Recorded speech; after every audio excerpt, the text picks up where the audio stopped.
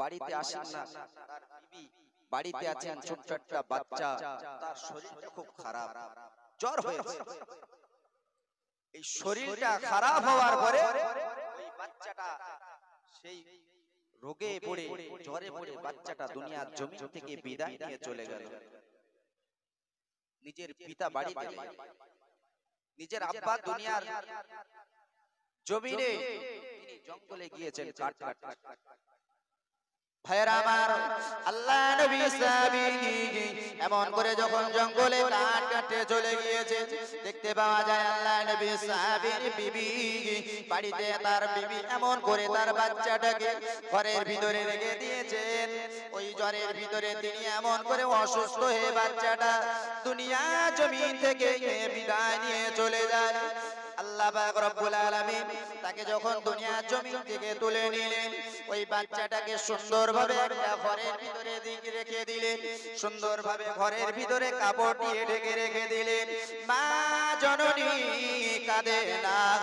আমরা আজকে দুনিয়ার জমিনে আমাদের সন্তানগুলো যখন চলে যায়, তাদের ব্যথা বেদনায় আমরা আর সহ্য করতে পারি না। তাদের ব্যথা বেদনাগুলো আমরা সহ্য না করতে পেরে হাউ হাউ করে কাঁদি। কেউ বা মাথার চুলগুলো ছিঁড়ে ফেলি, কেউ বা জামাগুলো ছিঁড়ে ফেলি।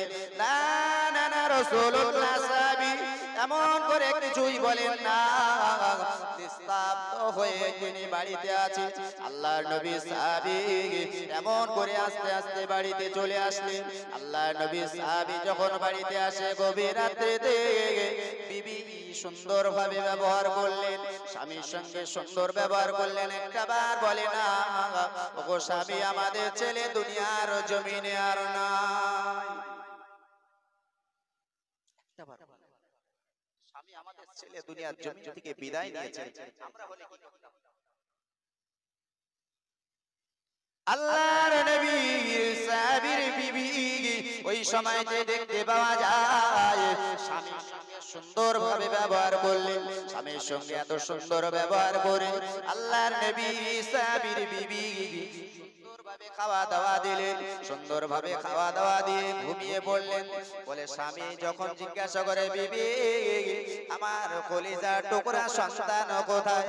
বলে আমাদের সন্তান ওই ঘরেতে ঘুমায়, এখন ডিস্টার্ব করা যাবে না, এখন ডাকা যাবে না ছেলেকে। ও যুবকেরা, রাসূলুল্লাহ সাহাবী কি আদর্শ দেখিয়ে গেছেন।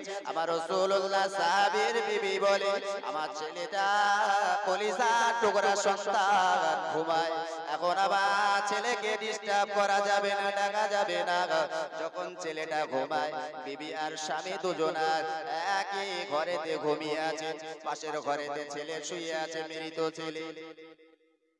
আল্লাহর নবী বিশ্ব নবী জনাবে মুহাম্মদুর রাসূলুল্লাহ সাল্লাল্লাহু আলাইহি ওয়াসাল্লাম সাহাবী ওই সবাইতে যখন ঘুমিয়ে আছেন একসঙ্গে, রাত্রিতে বিবি স্বামীর সঙ্গে বলছে, ওগো আমার প্রাণের স্বামী রে, ওগো আমার প্রাণের স্বামী, যদি কোনো মানুষ, দুনিয়ার মানুষ আমাদের কাছে কোনো কিছু সম্পদ বা কোনো কিছু জিনিসপত্র যদি আমানত হিসাবে রেখে যায়, যদি আমাদের কাছে কোনো জিনিস আমানত হিসাবে রেখে যায়, ওগো আমার প্রাণের স্বামী, তাহলে ওই আমানতকৃত জিনিসটা আমাদের করণীয় কি? যদি সেই ব্যক্তি, যে ব্যক্তিটা আমাদের কাছে তার সম্পদটা, তার জিনিসটা আমানত হিসাবে রেখে গিয়েছিল, ওই আমানত করা জিনিসটা যদি সে ফেরত চায়, তখন আমাদের করণীয়টা কি বলো?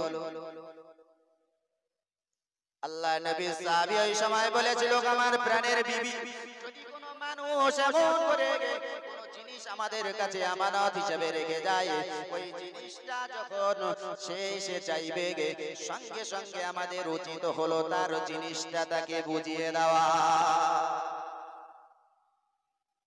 আল্লাহ নবী সাহাবীর বিবি ওই সময় বলেছিলেন, ওগো আমার প্রাণের স্বামী, ও আমার স্বামী, আল্লাহ আমাদেরকে একটা সন্তান দিয়েছিল, আমাদের একটা পুত্র সন্তান দিয়েছিল, সেই সন্তানটা আল্লাহ আমাদের কাছে আমানত হিসেবে রেখেছিল।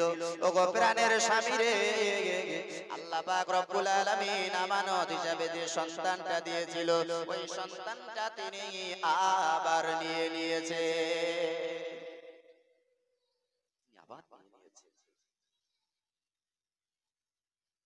বিদায় নিয়েছেন, এই কথাটা বলার জন্য সুন্দরভাবে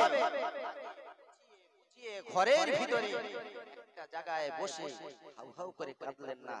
তাহলে কেমন স্বামী আর কেমন তার স্ত্রী?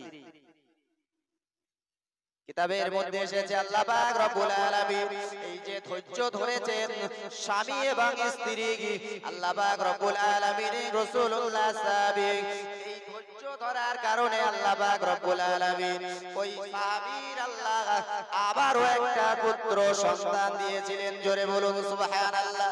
ওগো পৃথিবীর মানুষ শুনে রেখে দিন, জেনে রেখে দিন, আল্লাহ পাক রব্বুল আলামিন পৃথিবীর জমিনে আমাকে আপনাকে পাঠিয়েছেন তিনি পরীক্ষা নেবেন। কাউকে সন্তান দেবেন, কাউকে সন্তান দেবেন না, কাউকে অর্থ দেবেন, কাউকে অর্থ দেবেন না, না দিয়ে আল্লাহ পরীক্ষা করবে।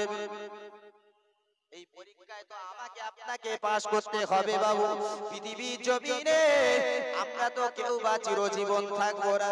পৃথিবীর জমিন থেকে আমরা দেখছি কত মানুষ বিদায় নিয়ে চলে যাচ্ছে, কত মানুষ চলে যাচ্ছে, কিন্তু না না না না, চলেই তো যাচ্ছে। আমরা সকলে আসি, জানাজার নামাজটা আদায় করি, লাস্টে সামনে রেখে আমরা জানাজা যখন আদায় করলাম, ইমাম সাহেব দাঁড়িয়ে গেল, ইমাম সাহেব বলছে আপনারা যারা এসেছেন এই ভাই যদি কোনো অন্যায় করে থাকে আপনারা ক্ষমা করে দেবেন। কি জানা যাবে? আমরা তো সবাই বলি, কারণ হকুল্লাহর হকুল ইবাদ, আল্লাহর হক আর বান্দার হক। আল্লাহ যদি ক্ষমা করেন সেটা ক্ষমা হবে, বান্দা যদি ক্ষমা না করে সেটা ক্ষমা হবে না। তাই যতই যদি বান্দা ক্ষমা না করে আল্লাহ